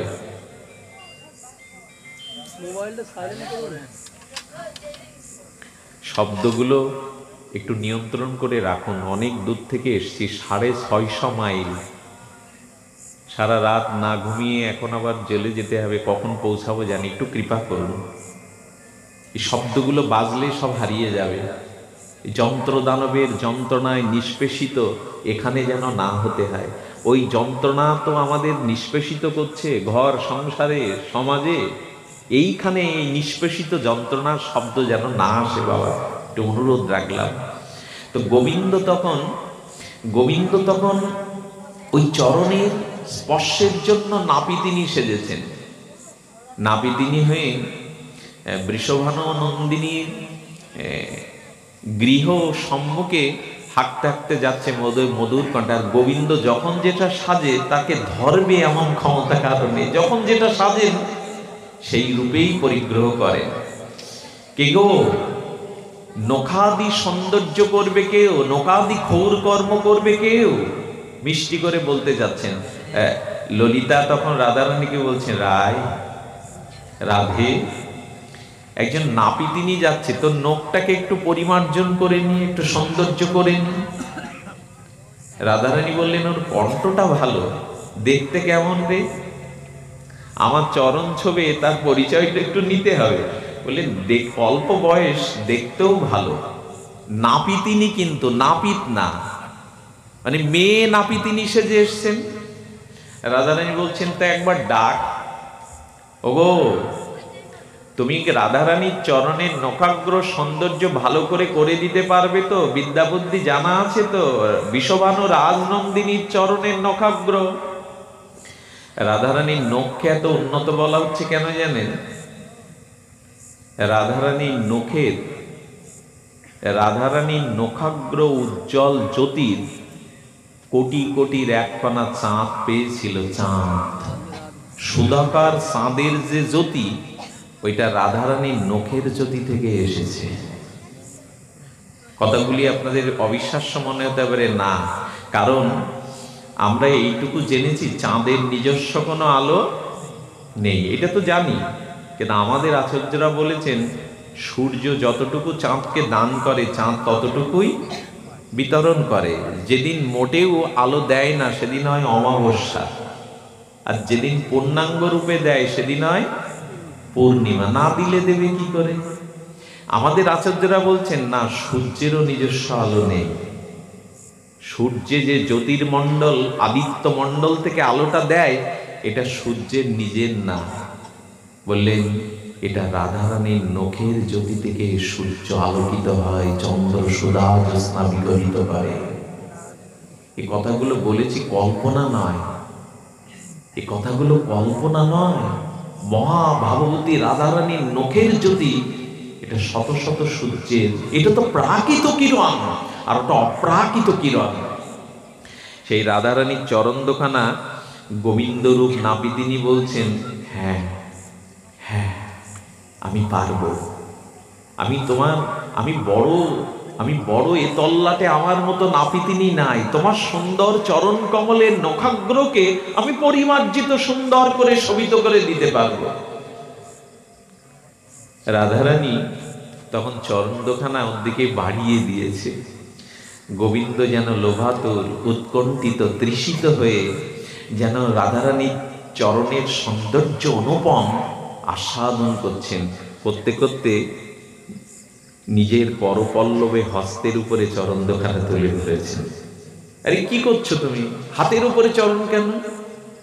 যে চরণের নখাগ্র এত জ্যোতি, এত সৌন্দর্য, সেই চরণটা একটু ভালো করে দেখতে দাও, সেই চরণটা একটু দেখতে দাও। গোবিন্দ চরণ দেখতে দেখতে নোঙর নিয়ে যখন নখে দিতে যাবে, হাতটা কাঁপছে। বিশাখাকে বলছেন, বিশাখীকে, ও যোগ্য না, ও পারবে না, বের করে দে। এই নাপিতিদি, তুমি বললে আমাদের রাজনন্দিনী সুচারু রূপে নখাগ্র সৌন্দর্য বন্দন করে। বলেন, একটু সময় দাও। হাত কাঁপছে কেন তোমার? বলেন, চরণের অপরূপ মহামহিমা সৌন্দর্য দেখে আমার চোখে জল ভরে গেছে, আমি অস্পষ্ট দেখতে পাচ্ছি না, তাই আমার হাত কাঁপছে। স্বয়ং গোবিন্দ প্রেমময়ীর চরণ দুখানা দেখতে দেখতে তার নয়ন ঝাপসা হয়ে গেছে, হাতটা কাঁপছে। কিছুক্ষণ পর চরণ দুখানা বুকের মধ্যে জড়িয়ে ধরেছেন শ্যাম সুন্দর। ওগো, তোমার চরণের একটা অপ্রাকৃত শীতলতা, অনুপম আনন্দ আমি একটুখানি বুকে জড়িয়ে ধরতে দেবে? আরে বারে এসেছো নখাগ্র আর সংস্কার করতে, বুকে জড়িয়ে ধরছো কেন? বলেন, একটি বারের জন্য চরণ দোখানা আমার বুকে দাও। কিছুক্ষণ পর গোবিন্দ চরণ সৌন্দর্যে অশ্রুসিক্ত চরণ অভিষেক করতে করতে চরণ দোকানা নিজের মাথার উপরে তুলে নিয়েছেন। ঠাকুর, আমি চরণ রাধারানীর চরণ। আমার মনে হয় কবি জয়দেব তার গীত গোবিন্দ, তার সার্থক হয়েছে এই রচনা। গীত গোবিন্দে কবি জয়দেব যেন এই দৃশ্য অবলোকন করেছেন ভক্তি নয়নে, ভক্তের দৃষ্টিতে। তমসি মম জীবন, ওই চরণ জড়িয়ে ধরে রসরাজ শ্যামসুন্দর বলছেন, তমসি মম জীবন, হে রাধে তুমি আমার জীবন। তমসি মম ভূষণ, হে রাধে তুমি আমার ভূষণ। তমসি মম ভূষণ, তমসি মম জলাদ্দিমগ্নম। মাছ যেমন, মিন যেমন জল ছাড়া, অবলম্বন ছাড়া বাঁচে না, তোমার চরণ ছাড়া আমারও আলাদা অস্তিত্ব নাই। সরখণ্ডমণ্ডলাম দেহি পদপল্লব মোদারাম। আর কেউ বলে যায়নি, স্বয়ং অখণ্ড রসজ্ঞ রসিকেন্দ্র মৌলি স্বয়ং গোবিন্দ প্রেমবতী রাসেশ্বরী লাধিনী অধীশ্বরী রাধা রানীর চরণ মস্তকে নিয়ে জগৎকে জানালেন, দেহি পদপল্লব মোদারাম, হে রাধে, হে প্রেমময়ী, তোমার চরণ দাও, আমার মস্তকে তোমার চরণ দাও। এই হলো রাধা মহিমা। শ্রী গোবিন্দের অমর্ত্য লাদিনী শক্তি, এই প্রেম পূর্ণিমা, প্রেম প্রতিমা। এই জন্য কলিযুগ ধন্য, এই জন্য কারণ রাধার এই মহিমা, রাধার এই প্রেমসীমা, ভাবকান্তি নিয়ে এসেছিলেন আমার গৌর হরি। এই জন্য এটা গৌরের যুগ, এটা নিতাইয়ের যুগ, এটা ব্রজপ্রেমের যুগ, এটা রাধা দাস্যের যুগ। আমি একটু আগে বললাম, বাবা হয়তো স্মরণ করছেন লীলাটি, এই লীলাটি জগৎবন্ধু সুন্দর। ইনি রাধারানী, রাধারানী তাকে কৃপা করে নিজের শিষ্যত্ব পদ মন্ত্র দিয়েছিলেন। জগৎবন্ধু সুন্দর কি করেছিলেন জানেন?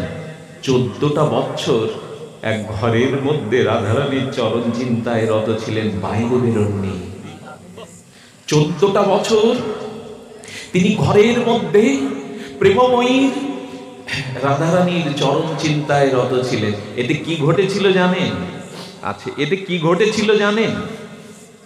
ওই ঘরের পাশ দিয়ে যেসব পথিকরা যেত, থমকে দাঁড়াতো।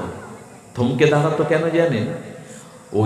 ওই জগৎবন্ধু সুন্দরের হৃদয় বিস্মরিত ওই গন্ধটা পাশ দিয়ে যারা যেত, ওই অপরাকৃত গন্ধে তাদের আটকে দিত। তারা ওখান থেকে আর যেতে পারত না। বলেন এই গন্ধটা আসছে কোথা থেকে? রাধারানীর চরণ চিন্তা যারা করে, যাদের হৃদয়ে রাধা চরণ ব্যতীত আর কিছু নেই, ওই রাধা চরণ থেকে, তাদের অঙ্গ থেকে ওই অপরাকৃত গন্ধ প্রকাশ হয়। এটা কোনো মিথ্যা সংবাদ নয়। ওই সুগন্ধ মণ্ডিত পরম চরণ চিন্তা যারা করে, তাদের হৃদয় থেকে উচ্চারিত হয় এই সুগন্ধমালা। রাধারানীকে গোবিন্দ তার মস্তকে ঠাঁই দিয়ে বললেন, দেহি পদপল্লব মোদারাম। সেই রাধা ভাবকান্তি নিয়ে শ্রীমান মহাপ্রভু আমাদের ভাগ্যাকাশে উদয় হলেন, শচী সিন্ধু হরিন্দু গর্ভ মাঝে। এটা আমাদের বড় ভাগ্য। সেই তপ্ত উজ্জ্বল কান্তি নিয়ে, রাধা ভাব নিয়ে এসে দাঁড়ালেন ঠাকুরানী আমাদের। রাধা করুণাটা কেন জানে? রাধার কৃপা কটাক্ষ কণা করুণায় রাধারানীর করুণাটা নিতে গেলেন কেন? অন্তকৃষ্ণ বহির্গৌর হয়ে মহাপ্রভু এলেন কেন? বললেন, এই যুগ করুণার যুগ, করুণায় অবতীর্ণ কালার। এই যুগে করুণা ছাড়া এই জীবগুলো, কলির জীবগুলো এত ভাগ্যহত, কলির জীবগুলো এত কামাসক্ত, এত প্রবৃত্তি পরায়ণ, এদেরকে করুণা ছাড়া, কৃপা ছাড়া এদেরকে প্রেম দেওয়া যাবে না। এই জন্য করুণার মূর্তিতে ওই রাধা ভাবটা নিলেন, ওই রাধা কান্তিটা নিলেন বলে তো কৃষ্ণ এত সকরুণ করুণ হলেন। কৃষ্ণের এত করুণা না, কারণ শ্রীকৃষ্ণের অন্তরঙ্গা শক্তি, লাদিনী শক্তির করুণা কেমন জানেন? নন্দের নন্দন যে শচীসুত হইল সে। এই তো মহাজনের পদাবলী। আচ্ছা, ওখানে কৃষ্ণের নাম নিতে গেলে নন্দের নন্দন বলা হলো, আর এখানে শচীসুত বলা হবে কেন? মহাপ্রভুর নামটা যখন নেওয়া হচ্ছে তখন বলা হচ্ছে শচীসুত হইল সেই। ওখানে বলছে নন্দের নন্দন যে, ওখানে পিতার নাম নেওয়া হলো কৃষ্ণের বেলায়, মহাপ্রভুর বেলায় শচীমার নাম নেওয়া হলো। মহাজন আস্বাদন দিচ্ছেন, বললেন বাবা কোট টাই প্যান্ট পরে একেবারে কাছানো ধবধবে কাপড় পরে অফিসে বা বাণিজ্যালয়ে যাচ্ছে। এখন ছেলেটা বাইরে খেলা করছিল, ধুলা বালি মুখে লালা আর ওই যত নোংরা জায়গায় খেলছিল গায়ে সব ভর্তি ধুলা বালি লালা লেগে আছে, শেলস্যা লেগে আছে। ও দৌড়ে গিয়ে বলছে বাবা কোলে উঠবো, কোলে না। ও তো কোটটায় কাছানো জামা পরে যাচ্ছে, এরি রাগ রাগ, এখন কোলে উঠিস না। আরে এখন তোকে কোলে নিতে পারবো না, যা যা। কাকে কার দিকে দেখিয়ে দেয়? মার কাছে যা। দেয় কি না? ওই কাছানো ওই পরিপাটি পোশাকে ওই ধুলো কাদামাখা ছেলেকে বাবা কোলে নেবে? যা যা, এখন না, মার কাছে যা। সারাদিন পর মা হয়তো মুখের অন্ন নিয়ে বসেছিল, চোখ মুছছে, ছোট শিশু আর কাঁদছে। কাঁদছিস কেন বাবা, কি হয়েছে? বাবা কোলে নেয়নি। আরে বাবা কোলে নেবে কেন? আয় আমার কোলে আয়। এই দেখো মায়ের কৃপাটা দেখো না, আমার কোলে আয়।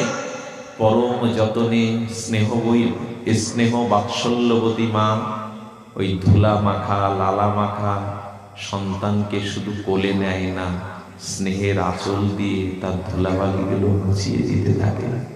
আমার কৃষ্ণ যদি নন্দের নন্দন হয়, মহাপ্রভু শচীনন্দন। এই জন্য ওনার কৃপাটা মায়ের মতো। ওগো, তোমাদের জন্ম জন্মান্তরে যদি পাপ বাসনা কামনা থেকে থাকে, ওই পাপ কামনা বাসনা আমি প্রেমের কারুণ্য দিয়ে মুছে দিয়ে তোমাকে কোলে নেব, তোমাকে ব্রজপ্রেম বিতরণ করবো। এসো আমার কাছে এসো। মহাপ্রভু যেন মায়ের করুণা নিয়ে করুণাবতার হয়ে দাঁড়িয়েছেন।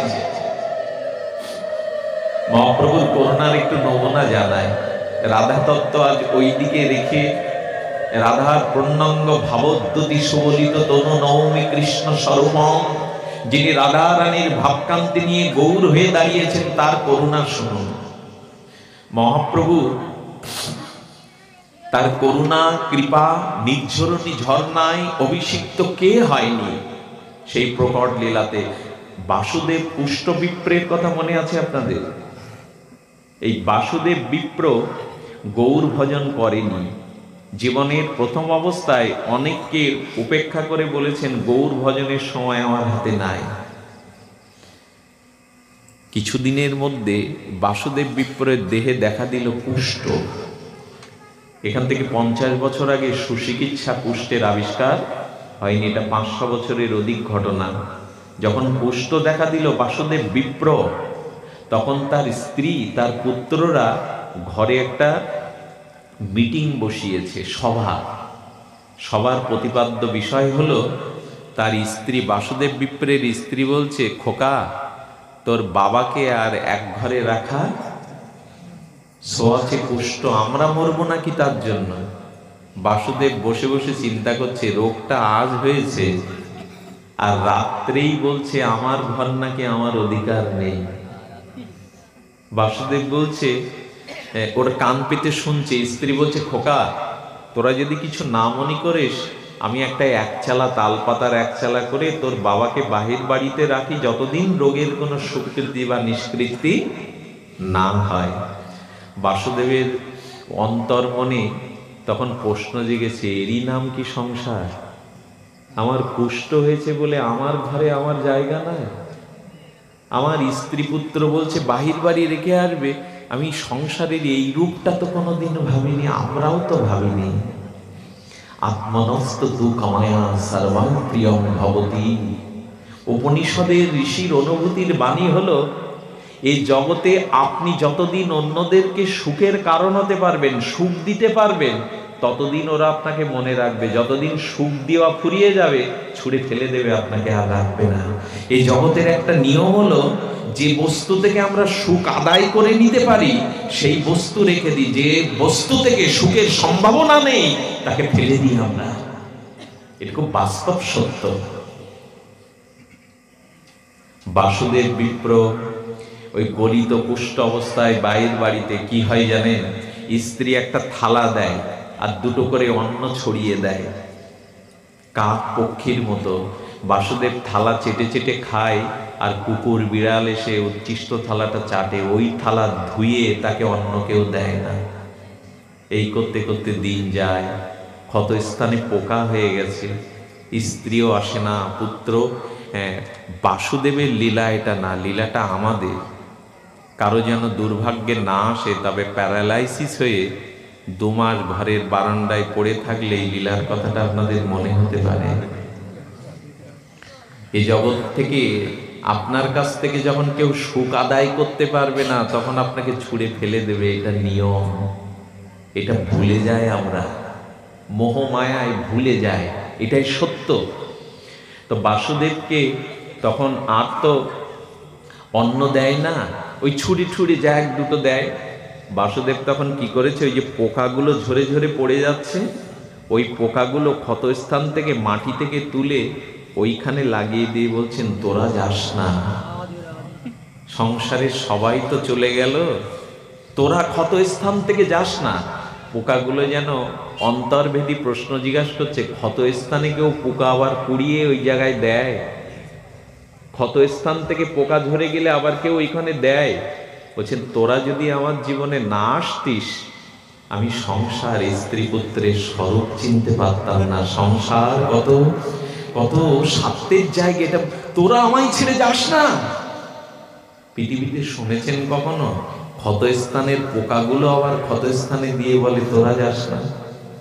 একটা আশার আলো জাগলো। পাশে শুনলেন মহাপ্রভু পাশের গ্রামে কীর্তন করতে আসছেন সপার্ষদ নিয়ে। উনি ভাবলো, আমি তো উঠে যেতে পারবো না, ধুলায় লুটাতে লোটাতে গড়াগড়ি দিতে দিতে যদি চরণ দোখানা একবার দর্শন করে মরতে পারি, মরবো তো কিন্তু মরার আগে করুণা ঘন মূর্তি, প্রেম ঘন মূর্তি গৌরের চরণটা দেখে যদি একবার মরতে পারতাম। লুটাতে লোটাতে লুটাতে লোটাতে চলে গিয়ে দেখলো মহাপ্রভু কীর্তন বিশ্রাম দিয়ে চলে গেছেন। সর্বস্ব হারা হয়ে হাহাকার করে উঠল, হাহাকার করে উঠলে, হা গৌর হরি। এই একটা মর্মভেদী ডাক। অনেক দূর চলে যাওয়া মহাপ্রভু পেছনে ফিরে দাঁড়িয়েছেন, কে যেন আমায় ডাকছে। ভক্তগণ পিছনের দিকে তাকিয়ে বলছে, প্রভু কেউ তোমাকে ডাকছে না। মহাপ্রভু বলছেন, এ ডাক কানে শোনা যায় না, এ ডাক হৃদয়ের ডাক। সর্বহারা হয়ে কে যেন হা গৌর বলে আমায় ডাকলো, আমার পথ ছেড়ে দাও। প্রভু রুদ্ধশ্বাসে দৌড়াতে দৌড়াতে দোলায় ধূসরিত বাসুদেবের কাছে এসে বলছেন, বাসুদেব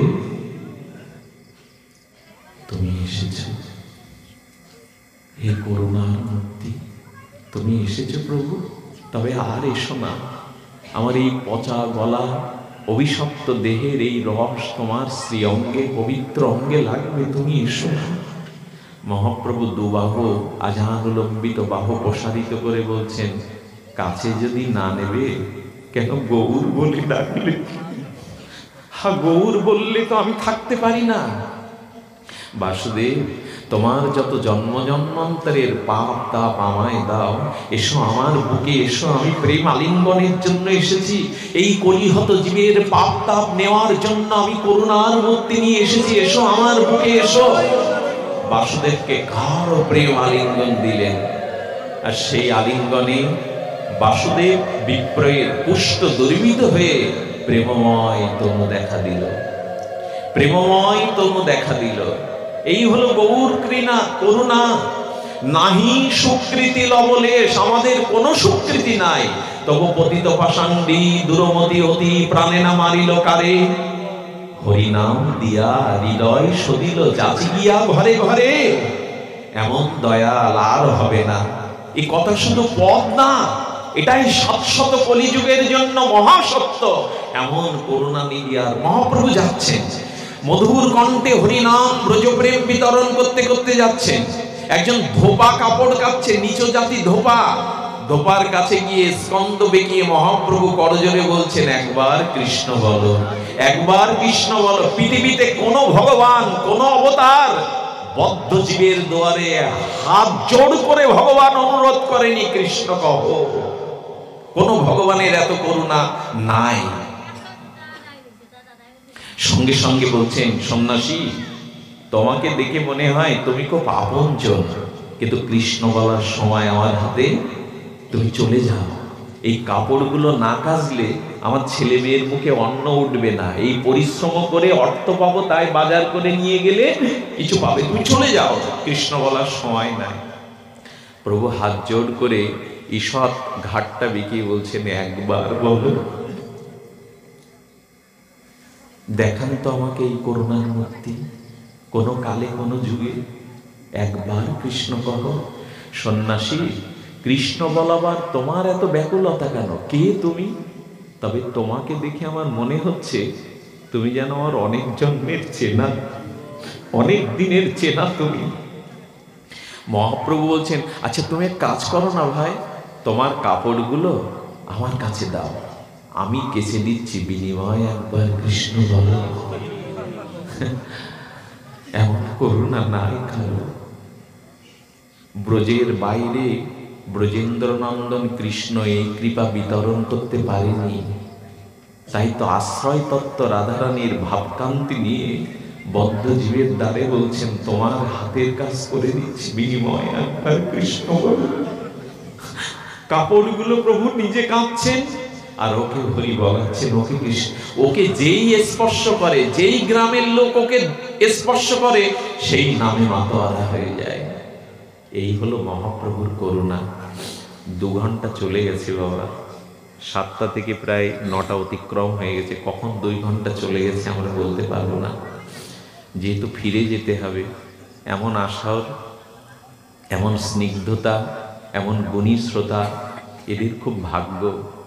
সপ্তাহব্যাপী ভাগবত পাঠের ভাগ্য। এই জগতে অর্থ থাকলে উনি বলে গেছেন, আমাদের দার্শনিক পরম ভাগবত, সকলের অর্থবিত্ত ক্ষমতা থাকে, কিন্তু সাধুর চরণ ধূলি, হরিকথার অমৃত গঙ্গা সকলের দ্বারা সম্ভব হয় না।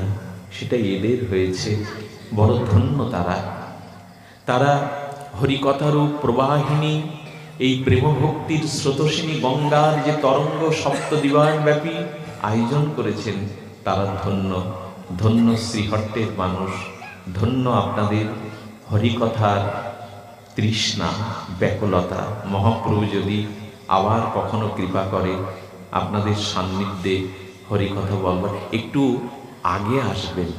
আমি যখন এসেছি 6:30টার দিকে, বারবার বলছিলাম যদি ভক্তগণ একটু আগে আসে, আস্বাদনের হয়তো কৃপা হবে। আপনাদের সকলের চরণ বন্দনা করে, আপনাদের সকলের চরণ ধুলি অঙ্গে মেখে